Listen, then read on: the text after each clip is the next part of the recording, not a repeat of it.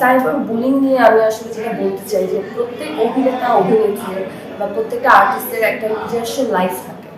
So যারা normal জনগণ তারা হয়তো এটা আমাদের পর্দায় যেভাবে দেখছি আমরা কিন্তু বাস্তবে ওরকম না। তো সাইবার বুলিংয়ের শিকার যে হয় এটাকে কেউ মানে খুব মানে পার্সোনালি নিয়ে নেয়, কিন্তু আমি কোনোদিন নিজের কমেন্ট বক্স করি না। কারণ প্রত্যেকটা অভিনেত্রী মাঝে মাঝে গালি খায়, হয়তো তার কাপড় চোপড়ের জন্য বা তার কোনো একটা চরিত্রের জন্য। সো মানসিকভাবে কিন্তু তারা খুবই মেন্টালি ডিস্টার্ব হয়ে যায়। যখন একটা নর্মাল পাবলিক কমেন্ট করছে তাকে নিয়ে খারাপ, সে হয়তো চিন্তা করে না যে কমেন্টটা তার জন্য সেই আর্টিস্টের জন্য কতটা ক্ষতিকর হবে, সে হয়তো বোঝে না, কিন্তু আর্টিস্টটা কিন্তু ভেঙে পড়ে।